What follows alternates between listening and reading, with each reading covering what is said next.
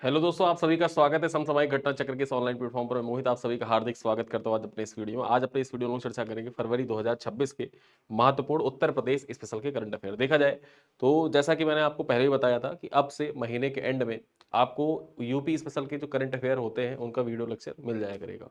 तो उसी चीज़ को ध्यान में रखते हुए देखा जाए तो आज संडे भी है और संडे के दिन ये वीडियो आपको मिल रहा है। जो हमारा 1 मार्च का करंट अफेयर है वो हम 1 और 2 मार्च के वीडियो में कंप्लीट कर लेंगे। आज चूंकि संस्था ऑफ है और ये प्री रिकॉर्डेड लेक्चर है, तो यहां पर देखा जाए आपको फरवरी 2026 के जितने भी महत्वपूर्ण current affair Uttar Pradesh special के हैं सबको एक साथ कंपाइल करके यहां पर प्रेजेंट किया जा रहा है।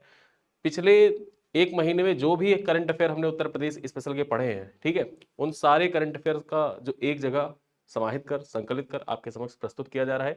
ये क्लास आपके देखा जाए तो UP PCS, LT grade, UPSI, UP triple SC, लेखपाल परीक्षा तथा अन्य एक दिवसीय उत्तर प्रदेश की जो परीक्षाएं संचालित होती हैं उन सभी के लिए महत्वपूर्ण है। यहाँ पर आपको प्रीलिम्स के लिए इंपॉर्टेंट फैक्ट्स तो मिल ही जाते हैं, साथ ही साथ मुख्य परीक्षा के लिए कुछ एडिशनल डाटा भी मिल जाता है, साथ साथ वैल्यू एडेड मटेरियल भी आपको मिल जाता है। ठीक, तो ये क्लास देखा जाए हर महीने के अंत में आपको प्रोवाइड किया जाता है। ठीक है, जनवरी महीने का हमने आपको प्रोवाइड किया था, ये फरवरी महीने का आज ये वीडियो लेक्चर आपको प्रोवाइड किया जा रहा है। चलिए स्टार्ट करते हैं, एक एक कर खबरों पे चर्चा करें। कुछ महत्वपूर्ण खबरें यहाँ पर देखा जाए 15 से 16 महत्वपूर्ण खबरों पर चर्चा की गई है जो आपकी परीक्षा के दृष्टिकोण से इंपॉर्टेंट है यूपी स्पेशल के। सबसे पहली खबर क्या है, उत्तर प्रदेश नागरिक उड्डयन में मोस्ट प्रोएक्टिव स्टेट का पुरस्कार प्राप्त किया है उत्तर प्रदेश ने। ठीक है, उत्तर प्रदेश को देखा जाए तो नागरिक उड्डयन के मामले में मोस्ट प्रोएक्टिव स्टेट का दर्जा दिया गया है या मोस्ट प्रोएक्टिव स्टेट का पुरस्कार यहां पर प्रदान किया गया है। चर्चा करते हैं खबर क्या है, उत्तर प्रदेश को जो क्षेत्रीय संपर्क योजना है, रीजनल कनेक्टिविटी स्कीम, उड़ान, उड़ान का फुल फॉर्म क्या है, उड़ान का फुल फॉर्म आप जानते ही हैं, उड़े देश का आम नागरिक। ठीक है, उड़े देश का आम नागरिक, ये इसका फुल फॉर्म है उड़ान का। उड़ान का फुल फॉर्म आपसे परीक्षा में पूछा भी जा चुका है, एग्जाम के पीवाईक्यू में आप देखेंगे तो उड़ान स्कीम आपके बारे में पूछी जा चुकी है। यहां पर देखा जाए इस योजना के तहत गैर प्राथमिकता श्रेणी में मोस्ट प्रोएक्टिव स्टेट का राष्ट्रीय पुरस्कार से उत्तर प्रदेश को सम्मानित किया गया है। यह गौरव राज्य की सक्रिय नीतियों और छोटे शहरों को बड़े केंद्रों से जोड़ने वाली बेहतरीन हवाई कनेक्टिविटी के लिए प्रदान किया गया है। चर्चा करें तो आंकड़ों के अनुसार यहां पर देखा जाए हवाई यात्रियों की संख्या वर्ष 2016 में जो 59.97 लाख से बढ़कर 2025 में कितनी हो गई है, 1.55 करोड़, यानी कि 1 करोड़ 55 लाख पार कर गई है। यह उपलब्धि उत्तर पूर्वी और पर्वतीय राज्यों को छोड़कर अन्य राज्यों की श्रेणी में उत्तर प्रदेश के प्रशासनिक और कौशल को दर्शाता है, जो क्षेत्रीय आर्थिक विकास की एक मील का पत्थर भी है। ठीक है, तो आपके लिए एग्जाम के दृष्टिकोण से इंपॉर्टेंट हो जाता है कि उत्तर पूर्वी और पर्वतीय राज्यों को छोड़कर देखा जाए गैर प्राथमिकता श्रेणी में उत्तर प्रदेश को मोस्ट प्रोएक्टिव स्टेट का अवार्ड प्रदान किया गया है, जो उड़ान स्कीम के अंतर्गत प्रदान किया गया है। ठीक है, तो आपको एग्जाम के दृष्टिकोण से महत्वपूर्ण हो जाता है। चलिए अगली खबर पर चर्चा करें। यहां पर देखा जाए जो पीएम मित्र योजना है इसके तहत 7 राज्यों में टेक्सटाइल पार्कों की स्थापना की जाएगी और उसमें एक राज्य उत्तर प्रदेश भी सम्मिलित है। तो याद रखिएगा, यहां पर कुछ पॉइंट्स देख लेते हैं जो आपके प्रीलिम्स के लिए इंपॉर्टेंट है और मुख्य परीक्षा में पीएम मित्र पार्क योजना जो है ये डायरेक्टली आपके एग्जाम में पूछा जा सकता है। ठीक है, सीधे सीधे क्वेश्चन ही पूछ सकते हैं पीएम मित्र योजना के बारे में। चर्चा करते हैं, यहां पर देखा जाए केंद्र सरकार ने पीएम मित्र योजना के तहत 7 मेगा टेक्सटाइल पार्कों को अंतिम रूप दिया है। ये पार्क तमिलनाडु के विरुद्धनगर में। ठीक है, अब यहां पर क्वेश्चन कैसे आएगा, मैचिंग के फॉर्मेट में क्वेश्चन आएगा, सुमेलित करने के लिए क्वेश्चन आएगा या फिर कौन सा सुमेलित है कौन सा सही सुमेलित नहीं है, इस प्रकार से क्वेश्चन आपसे परीक्षा में पूछे जा सकते हैं। उस दृष्टिकोण से यहां पर देखा जाए तो याद रखिएगा जो तमिलनाडु का विरुद्धनगर है यहां पर देखा जाए मेगा टेक्सटाइल पार्क स्थापित किया जाएगा। ठीक है, तेलंगाना के वारंगल में, गुजरात के नवासरी में, कर्नाटक के कलबुर्गी में, मध्य प्रदेश के धार जिले में, उत्तर प्रदेश के कहां पर, उत्तर प्रदेश के लखनऊ में और महाराष्ट्र के अमरावती में। ठीक है, तो ये 7 मेगा टेक्सटाइल पार्क की स्थापना की जाएगी। उत्तर प्रदेश में कहां पर स्थापित किया जाएगा, इससे संबंधित सवाल आपकी परीक्षा में पूछा जा सकता है। प्रश्न कैसे पूछेगा, प्रश्न आपसे डायरेक्टली पूछेगा कि उत्तर प्रदेश, ठीक, प्रश्न पूछेगा आपसे पीएम मित्र योजना के अंतर्गत, पीएम मित्र योजना के अंतर्गत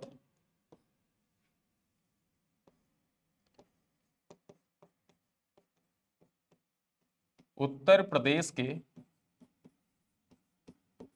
किस जिले में मेगा टेक्सटाइल पार्क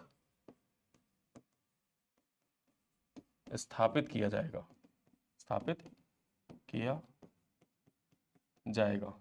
अब यहां पर आपको 4 ऑप्शन दे देगा और उन 4 ऑप्शन में आपको जो सही आंसर होगा वो चुनना होगा। या फिर अगर कथन में पूछ लिया प्रश्न तो कैसे पूछेगा?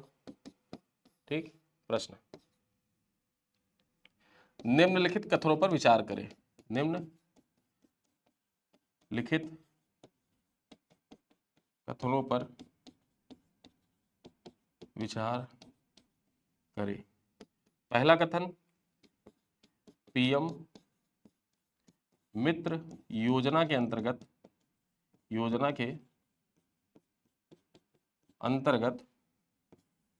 8 राज्यों में टेक्सटाइल पार्क स्थापित किया जाएगा। दूसरा कथन, यूपी के लखनऊ में टेक्सटाइल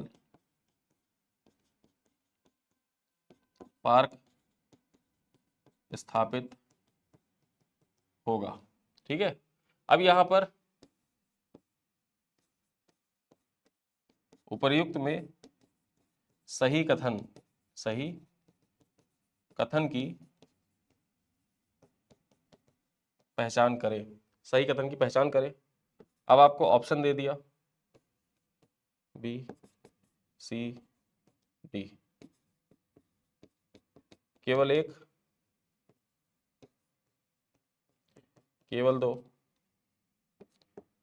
एक व दो दोनों, ना तो फर्स्ट ना ही सेकंड। ठीक है, सवाल आपसे एग्जाम में ऐसे भी पूछा जा सकता है। तो ये दोनों प्रकार मैंने आपको बताए। और देखा जाए तो पहले सवाल का उत्तर क्या हो जाएगा कि पीएम मित्र योजना के अंतर्गत उत्तर प्रदेश के किस जिले में मेगा टेक्सटाइल पार्क स्थापित किया जाएगा। तो आपको याद रखना होगा ये कौन सा जिला है, ये जिला है लखनऊ। ठीक, ये लखनऊ जिला है। और दूसरा क्वेश्चन क्या है, निम्नलिखित कथनों पर विचार करें। पीएम मित्र योजना के अंतर्गत 8 राज्यों में टेक्सटाइल पार्क स्थापित किए जाएंगे, मेगा टेक्सटाइल पार्क स्थापित किए जाएंगे। दूसरा कथन है यूपी के लखनऊ में टेक्सटाइल पार्क स्थापित होगा। तो यहां पर जो पहला कथन है ये गलत है, पहला कथन गलत है। क्यों गलत है? गलत इसलिए है क्योंकि पीएम मित्र योजना के अंतर्गत 8 राज्यों नहीं 7 राज्यों में, कितने राज्यों में? 7 राज्यों में मेगा टेक्सटाइल पार्क स्थापित किया जाएगा। और वहीं पर जो उत्तर प्रदेश है, उत्तर प्रदेश के लखनऊ यानी कि राजधानी में देखा जाए तो ये मेगा टेक्सटाइल पार्क स्थापित किया जाएगा। अब ये 7 राज्य कौन कौन से हैं यहाँ पर आप देख सकते हैं। ये 7 राज्यों में तमिलनाडु का नाम आता है, तेलंगाना का नाम आता है, गुजरात का नाम आता है, कर्नाटक का नाम, मध्य प्रदेश का नाम, उत्तर प्रदेश का नाम और महाराष्ट्र का नाम आता है। ठीक, तो ये 7 राज्य हैं जहां पर ये स्थापित किए जाएंगे। चलिए देखते हैं। 4,445 करोड़ रुपए की बजट वाली इस योजना का लक्ष्य 2027-28 तक विश्व स्तरीय लॉजिस्टिक्स और विनिर्माण बुनियादी ढांचा तैयार करना है। चर्चा करें तो ये पार्क प्लग एंड प्ले सुविधा प्रदान करेंगे, जिससे प्रत्येक पार्क में लगभग 10,000 करोड़ रुपए की निवेश और कुल 21 लाख प्रत्यक्ष और अप्रत्यक्ष रोजगार सृजित होने की अनुमान भी व्यक्त किया गया है। देखा जाए तो यह पहल भारतीय कपड़ा उद्योग की वैश्विक प्रतिस्पर्धात्मकता को बढ़ाने और निर्यात को गति प्रदान करने की दिशा में सहायक सिद्ध होगा। चलिए आगे चर्चा करते हैं। हमारी अगली खबर क्या है, यहां पर देखा जाए जुडिशियल करंट ऑफ व्यू से इंपॉर्टेंट हो जाता है। यहां पर चर्चा करते हैं। न्यायिक कार्रवाई में एआई का उपयोग करने वाला उत्तर प्रदेश का पहला जिला कौन सा है? उत्तर प्रदेश का पहला जिला कौन बना है जिसने जो न्यायिक कार्रवाई है उसमें एआई का उपयोग स्टार्ट किया है? यहां पर चर्चा करें तो उत्तर प्रदेश का संभल जिला न्यायिक कार्रवाई में आर्टिफिशियल इंटेलिजेंस का उपयोग करने वाला राज्य का पहला जिला बन गया। महत्वपूर्ण हो जाता है आपके एग्जाम के दृष्टिकोण से, डायरेक्टली आपकी परीक्षा में सवाल पूछा जा सकता है। साथ ही साथ ये पॉइंट आपके जीएस पेपर जो मेंस, अब जब उत्तर प्रदेश स्पेशल का जो पेपर है जीएस पेपर 6, ठीक है, जीएस पेपर 6 उस दृष्टिकोण से भी इंपॉर्टेंट हो जाता है। उत्तर प्रदेश में विज्ञान और तकनीकी का सीधा सीधा जो पॉइंट्स है वो आपके सिलेबस में मेंशन कर रखा है। और उस सिलेबस को जब आप देखते हैं तो वहां पर विज्ञान और तकनीकी, जो विज्ञान तकनीकी और नवाचार वाला टॉपिक है उससे आप एआई, अब एआई से सवाल पूछा ही जाएगा। क्यों पूछा जाएगा? एआई इंपैक्ट समिट हुआ है और जब भी ऐसा कोई समिट जो ग्लोबल लेवल का समिट होता है खासकर जब भारत में होता है तो उससे रिलेटेड क्वेश्चन आपके मुख्य परीक्षा में पूछा जाता है। जैसे G20 जब हुआ था तो G20 से रिलेटेड क्वेश्चन हर पेपर में पूछा गया था, चाहे वो निबंध का पेपर हो या फिर वो GS1 का पेपर हो, उससे रिलेट करके क्वेश्चन आए हुए थे हर पेपर में। ठीक है, तो उसी प्रकार से आपको AI समिट से याद रखना है। और यहाँ पर देखा जाए तो AI का उपयोग, AI का बढ़ता उपयोग, इससे निबंध भी आ सकता है। तो उन सारे पॉइंट्स में आप इस पॉइंट को मेंशन कर सकते हैं कि न्यायिक कार्रवाइयों में देखा जाए तो AI का इस्तेमाल हो सकता है। और इसका प्राइम एग्जाम्पल कौन सा है? उत्तर प्रदेश का संभल जिला। ठीक है, तो उत्तर प्रदेश का संभल जिला न्यायिक कार्रवाई में आर्टिफिशियल इंटेलिजेंस का उपयोग करने वाला राज्य का पहला जिला बन गया है। चंदौसी स्थित जिला न्यायालय में ट्रांसक्रिप्शन आधारित AI टूल्स के माध्यम से जामा मस्जिद हरिहर मंदिर सर्वे से जुड़ी हिंसा के मामले में सुनवाई की गई थी। ठीक है, मामला कौन सा था जिसमें सुनवाई की गई, AI का उपयोग किया गया, वो भी याद रखिए। जामा मस्जिद हरिहर मंदिर सर्वे से जुड़ा हुआ मुद्दा था, उसमें देखा जाए AI का उपयोग किया गया था। ठीक है, यहां पर चर्चा करें, इस तकनीकी के प्रयोग से गवाही दर्ज करने की प्रक्रिया अधिक सटीक, पारदर्शी और प्रभावी बनेगी। चलिए आगे चलते हैं। साथ ही साथ न्यायिक कार्यों में समय की बचत होगी और मानवीय त्रुटियों में कमी आएगी। यह पहल न्यायिक प्रणाली में डिजिटल तकनीक के उपयोग और ई गवर्नेंस को बढ़ावा देने की दिशा में एक महत्वपूर्ण कदम है। आगे चलते हैं, हमारी अगली खबर क्या है? उत्तर प्रदेश का पहला मीडिया टावर बरेली में। ठीक है, पहला मीडिया टावर बरेली में। चलिए देखते हैं खबर क्या है। उत्तर प्रदेश का पहला मीडिया टावर बरेली में स्थापित किया जाएगा। इस अत्याधुनिक टावर का निर्माण 2.5 करोड़ रुपए की लागत से किया जाएगा। यहां पर चर्चा करें, टावर की कुल लंबाई 11 मीटर होगी, जिसमें 8 मीटर का डिस्प्ले एरिया विकसित किया जाएगा। देखा जाए तो इसमें लगभग 5000 रंग बिरंगी LED लगाई जाएंगी। मीडिया टावर की स्क्रीन पर समाचार, सरकारी योजनाओं की जानकारी और विभिन्न विज्ञापनों का प्रसारण भी किया जाएगा। यह पहल डिजिटल संचार को सशक्त बनाने, जन सूचना के प्रसार और शहरी सूचना प्रणाली को आधुनिक स्वरूप देने की दिशा में एक महत्वपूर्ण कदम माना जा रहा है। ठीक है, आगे चलते हैं, हमारी अगली खबर क्या है? उत्तर प्रदेश अपना आर्थिक सर्वेक्षण पेश करने वाला देश का पहला राज्य बन गया है। ठीक है, अभी तक देखा जाए जो भारत का आर्थिक सर्वे आता था, ठीक है, जैसे केंद्र सरकार है, केंद्र सरकार के द्वारा जो पूरा पिछला वित्तीय वर्ष होता था उसका लेखा जोखा आर्थिक सर्वेक्षण के रूप में प्रस्तुत किया जाता था। अब यहां पर उत्तर प्रदेश सरकार के द्वारा भी ये परंपरा स्टार्ट की गई है और उत्तर प्रदेश पूरे भारत का पहला राज्य बन गया है जिसने अपना खुद का आर्थिक सर्वेक्षण पेश किया है। ठीक, चर्चा करते हैं। उत्तर प्रदेश देश का पहला राज्य बन गया है जिसने अपनी विकास और औद्योगिकरण की गति को दर्शाने वाली अपनी स्वयं का आर्थिक सर्वेक्षण रिपोर्ट प्रस्तुत किया है। राज्य के वित्त मंत्री सुरेश खन्ना ने बजट सत्र के दौरान वर्ष 2025-26 के लिए जो रिपोर्ट है वो पटल पर रखी। यहां पर देखा जाए सर्वेक्षण के अनुसार आर्थिक जो राष्ट्रीय अर्थव्यवस्था है, राष्ट्रीय अर्थव्यवस्था में राज्य का योगदान कितना? राज्य का योगदान जो था वो 2016-17 में 8.6% था। ठीक है, और ये बढ़कर 2024-25 में कितना हो गया? 9.1% हो गया। कितना? 9.1% हो गया। आगे देखें, राज्य की अर्थव्यवस्था का आकार 13.30 लाख करोड़ से दुगना होकर 30.25 लाख करोड़ हो गया है और 2025-26 का जो वित्त वर्ष होगा इसमें अनुमान है कि ये 36 लाख करोड़ रुपए तक पहुंच जाएगा। ठीक है, तो यहां पर देखा जाए 36 लाख करोड़ रुपए तक ये पहुंच जाएगा। चलिए आगे देखते हैं, उत्तर प्रदेश की समृद्धि योजना में उल्लेखनीय प्रदर्शन। जो समृद्धि योजना है, इस समृद्धि योजना में उत्तर प्रदेश ने उल्लेखनीय प्रदर्शन किया है। चर्चा करते हैं, यहां पर देखा जाए उत्तर प्रदेश ने इलेक्ट्रॉनिक्स और सूचना प्रौद्योगिकी मंत्रालय द्वारा संचालित समृद्धि योजना में उल्लेखनीय प्रदर्शन किया है। राज्य के 10 में से 4 एक्सेलरेटर चयनित हुए हैं। ठीक है, यहां पर देखा जाए राष्ट्रीय स्तर पर 10 एक्सेलरेटर चयनित किए गए जिनमें से 4 एक्सेलरेटर उत्तर प्रदेश के हैं।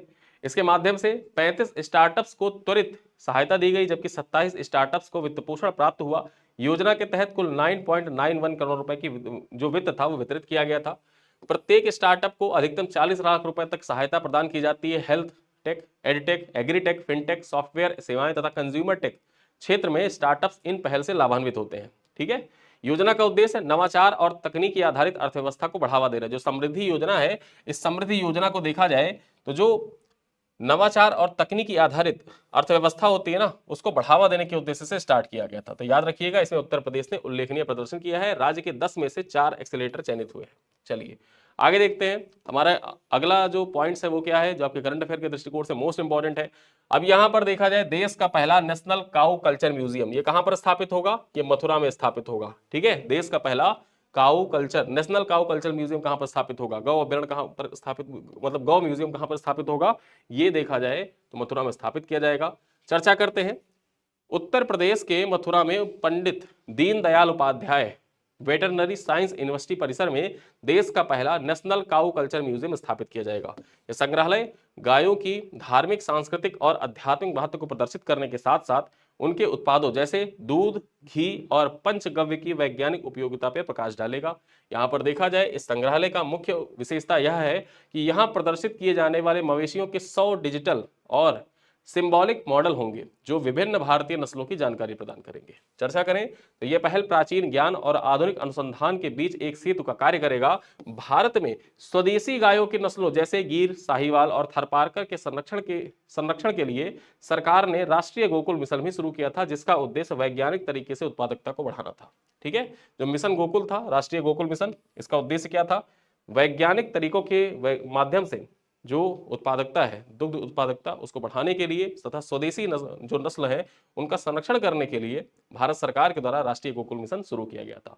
चलिए आगे देखते हैं हमारी अगली खबर क्या है जो आपकी परीक्षा के लिए इंपॉर्टेंट है।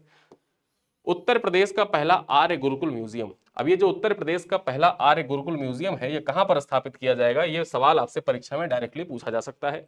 देखा जाए तो उत्तर प्रदेश का जनपद जो फिरोजाबाद है, चूड़ियों के लिए प्रसिद्ध है। फिरोजाबाद किसके लिए प्रसिद्ध है? चूड़ियों के लिए प्रसिद्ध है। ठीक है, यहां पर देखें तो उत्तर भारत का पहला आर्य गुरुकुल म्यूजियम स्थापित किया जा रहा है। चर्चा करें तो इसका उद्देश्य राज्य में पर्यटन को नई पहचान देना और प्राचीन भारतीय गुरुकुल परंपरा को आधुनिक तकनीकी के माध्यम से प्रस्तुत करना है। संग्रहालय में उन्नत डिजिटल इंटरैक्टिव तकनीकों द्वारा अतीत की गौरवशाली गाथा भी प्रदर्शित की जाएगी। ठीक है, यहाँ पर्यटक यहाँ इतिहास को पढ़ने के साथ साथ दृश्य व अनुभवात्मक रूप से महसूस भी कर सकेंगे।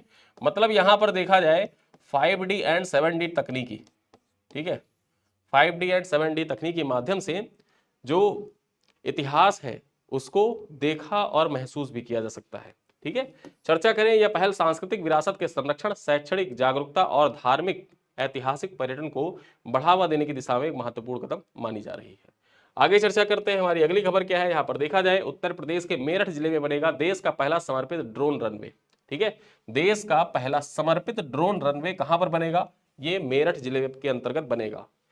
सीमा सड़क संगठन, ठीक है, सीमा सड़क संगठन बीआरओ के द्वारा प्रोजेक्ट शिवालिक के अंतर्गत मेरठ में 406 करोड़ रुपए की लागत से भारत का पहला समर्पित ड्रोन और रिमोटली पायलटेड एयरक्राफ्ट रनवे विकसित किया जा रहा है। देखा जाए तो 900 एकड़ में फैले इस बेस का मुख्य केंद्र 2110 मीटर लंबा रनवे होगा, जो न केवल ड्रोन बल्कि C-295 और C-130 जैसे जो मध्यम परिवहन विमान है उनको संभालने की क्षमता रखेगा।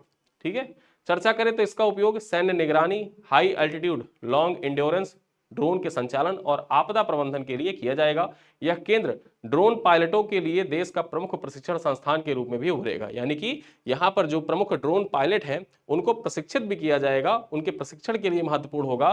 तो याद रखिएगा कि उत्तर प्रदेश का जो मेरठ जिला है यहाँ पर देश का पहला समर्पित ड्रोन रनवे बनाया जाएगा। और किसके द्वारा बनाया जाएगा ये महत्वपूर्ण हो जाता है। सबसे पहले तो यहाँ पर प्रश्न जो पूछे जाएंगे दो प्रकार से पूछे जा सकते हैं। पहला प्रश्न तो जो समर्पित ड्रोन रनवे है वो कहां पर बनेगा? ठीक, कहां पर बनेगा, ये तो पहला सवाल हो गया। पहला तो सवाल ऐसे हो गया।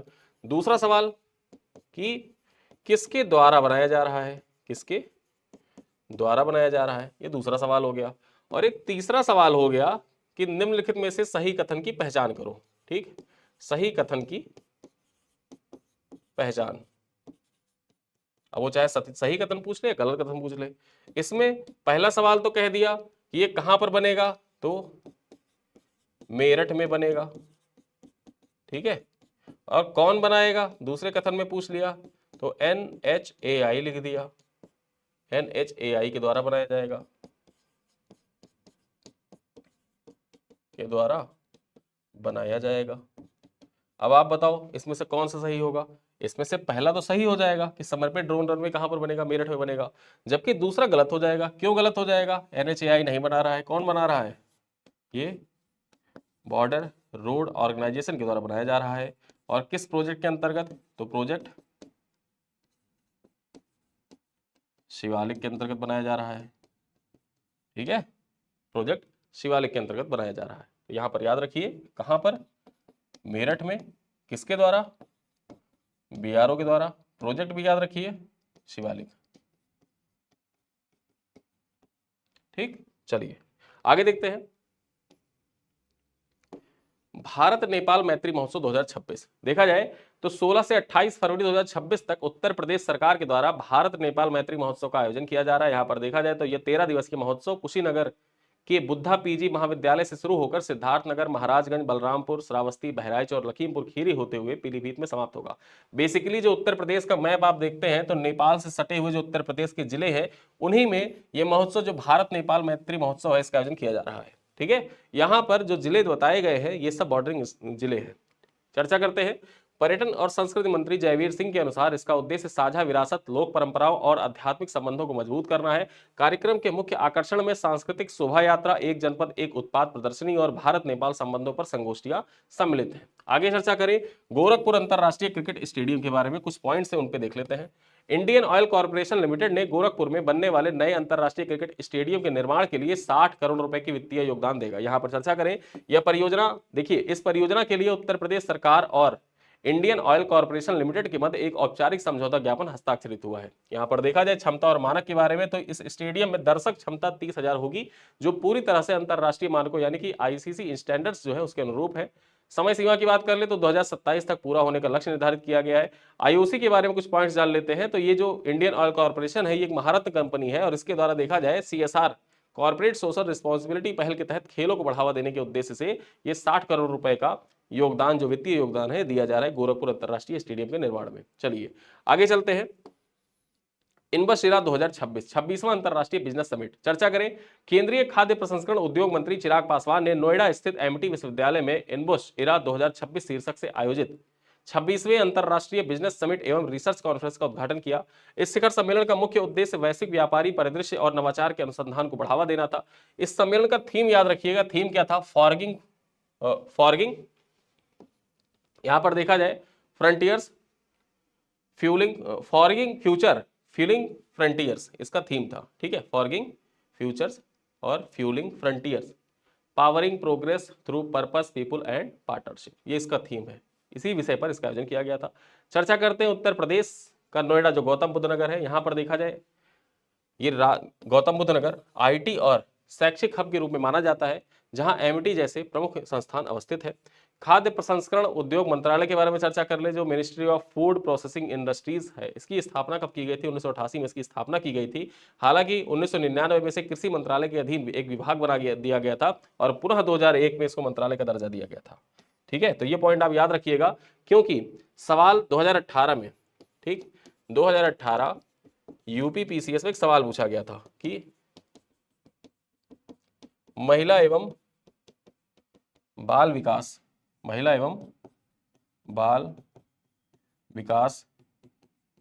मंत्रालय की स्थापना, ये सवाल पूछा जा चुका है। महिला एवं बाल विकास मंत्रालय की स्थापना कब हुई थी, ये सवाल पूछा जा चुका है। तो आपको याद रखना होगा कि वैसे ही रिलेट करके सवाल पूछ सकता है। खाद्य प्रसंस्करण उद्योग मंत्रालय की स्थापना कब हुई थी? 1988 में इसकी स्थापना की गई थी। 1999 में देखा जाए तो इसको कृषि मंत्रालय के अधीन कर दिया गया और पुनः 2001 में देखा जाए इसको मंत्रालय का दर्जा प्रदान कर दिया गया था। आगे चर्चा करते हैं। यहाँ पर टोक्यो में मुख्यमंत्री योगी आदित्यनाथ का 4S मंत्र। अब ये 4S मंत्र क्या है? 4S मंत्र के बारे में चर्चा करें तो यहाँ पर देखा जाए मुख्यमंत्री योगी आदित्यनाथ ने जापान की राजधानी टोक्यो में आयोजित निवेश रोड शो के दौरान जापानी उद्यमियों को स्किल, स्टेबिलिटी और स्पीड यानी कि 4S मंत्र दिया है। अब यहाँ पर जो 4S है ना, इसको डायरेक्टली आपसे एग्जाम में पूछ सकता है। 4S मंत्र, जो 4S मंत्र है उस मंत्र के बारे में या फुल फॉर्म डायरेक्टली आपसे पूछ ले कि 4S का तात्पर्य है। अब यहाँ पर 4 ऑप्शन दे देगा, A, B, C और D। फिर उसके बाद में चारों ऑप्शन में यहाँ पर 4 पॉइंट लिख देगा और आप कह देगा कि जो सही है उसको टिक करिए। तो आपको याद रखना है कि 4S का तात्पर्य स्केल, स्किल, स्टेबिलिटी और स्पीड। ठीक है, यहाँ पर ये मंत्र था। देखा जाए तो इस यात्रा के दौरान मुख्य आकर्षण नोएडा इंटरनेशनल एयरपोर्ट के पास 50 एकड़ की प्रस्तावित जापान इंडस्ट्रियल सिटी और मित्सुई कंपनी है, मित्सुई एंड कंपनी के साथ सेमीकंडक्टर निर्माण पर चर्चा रही। ठीक है, मुख्य रूप से जो योगी आदित्यनाथ जी गए हुए थे जापान, उस दौरान यहाँ पर कुछ महत्वपूर्ण बिंदुओं पर चर्चा की गई। 25 करोड़ की आबादी वाले यूपी को सबसे बड़े उपभोक्ता बाजार के रूप में प्रस्तुत करते हुए मुख्यमंत्री ने अयोध्या और कुशीनगर के माध्यम से सांस्कृतिक पर्यटन को भी बढ़ावा दिया। चलिए आगे चर्चा करते हैं। यहाँ पर देखा जाए हमारा अगला पॉइंट क्या है। यूपी में 17 लाख सरकारी कर्मचारी हुए तो अनिवार्य एआई प्रशिक्षण और मिशन कर्मियों की। यहाँ पर चर्चा करें। उत्तर प्रदेश सरकार ने 12 फरवरी 2026 को एक ऐतिहासिक आदेश जारी करते हुए राज्य के 63 विभागों के सभी 17 लाख अधिकारियों को और कर्मचारियों के लिए आर्टिफिशियल इंटेलिजेंस का प्रशिक्षण अनिवार्य कर दिया है। केंद्र सरकार के मिशन कर्मयोगी भारत के तहत संचालित इस पहल का उद्देश्य प्रशासनिक कार्यप्रणाली को स्मार्ट और हाईटेक बनाना है। यहाँ पर चर्चा करें, कर्मियों को कर्मयोगी भारत पोर्टल पर कुल 3 मॉड्यूल पूरे करने होंगे, जिनमें इंट्रोडक्शन टू एआई अनिवार्य है। निर्धारित समय सीमा में कोर्स को पूरा न करने पर सख्त अनुशासनात्मक कार्रवाई का प्रावधान भी है, जो राज्य की तकनीकी परिवर्तन के प्रति गंभीरता को दर्शाता भी है। ठीक है, तो ये है हमारे उत्तर प्रदेश स्पेशल के कुछ महत्वपूर्ण इंपॉर्टेंट बिंदु जो आपके एग्जाम के दृष्टिकोण से इंपॉर्टेंट है। अब चलते चलते कुछ सवाल भी आपसे पूछूंगा, जिनका उत्तर आप कमेंट बॉक्स में दीजिएगा। पहला सवाल क्या है कि उत्तर प्रदेश को मोस्ट प्रोएक्टिव स्टेट का राष्ट्रीय पुरस्कार किस योजना के तहत दिया गया है? पीएम गति शक्ति योजना के तहत, क्षेत्रीय संपर्क योजना उड़ान के तहत, स्मार्ट सिटी मिशन के तहत, या भारतमाला परियोजना के तहत? क्वेश्चन नंबर 2 है, पीएम मित्र योजना के तहत उत्तर प्रदेश में मेगा टेक्सटाइल पार्क कहां स्थापित होगा? वाराणसी, कानपुर, लखनऊ या प्रयागराज? क्वेश्चन नंबर 3 है, न्यायिक कार्रवाई में एआई का उपयोग करने वाला उत्तर प्रदेश का पहला जिला कौन सा है? मेरठ, संभल, बरेली या गोरखपुर? क्वेश्चन नंबर 4 है कि उत्तर प्रदेश का पहला मीडिया टावर किस शहर में स्थापित किया जाएगा? नोएडा, लखनऊ, आगरा या बरेली? और अंतिम सवाल है कि उत्तर प्रदेश में 17 लाख कर्मचारियों के लिए एआई प्रशिक्षण किस पोर्टल पर अनिवार्य किया गया है? दीक्षा पोर्टल पर, स्वयं पोर्टल पर, कर्मयोगी भारत पोर्टल पर या ई पाठशाला पोर्टल पर? तो ये 5 सवाल हैं, इन 5 सवालों का उत्तर दीजिए। साथ ही साथ इस वीडियो को एंजॉय करिए। पूरे फरवरी महीने के जो महत्वपूर्ण उत्तर प्रदेश स्पेशल के करंट अफेयर हैं, उनको एक साथ समाहित संकलित कर आपके समक्ष प्रस्तुत किया गया है। और ये सारे करंट अफेयर के जो वीडियो है, मतलब पॉइंट्स हैं, ये सारे क्वेश्चन भी आपकी परीक्षा के दृष्टिकोण से इंपॉर्टेंट है। साथ ही साथ इस वीडियो की क्लास पीपीटी, पीडीएफ इत्यादि प्राप्त करने के लिए आप हमारा व्हाट्सएप ग्रुप ज्वाइन कर सकते हैं। इसका पीडीएफ भी आपको वहीं पर व्हाट्सएप ग्रुप में प्रोवाइड कर दिया जाएगा। ठीक है, तो इन्हीं सब बातों के साथ इस क्लास को करते हैं यहीं पर समाप्त। मिलते हैं अगली क्लास में, तब तक के लिए धन्यवाद।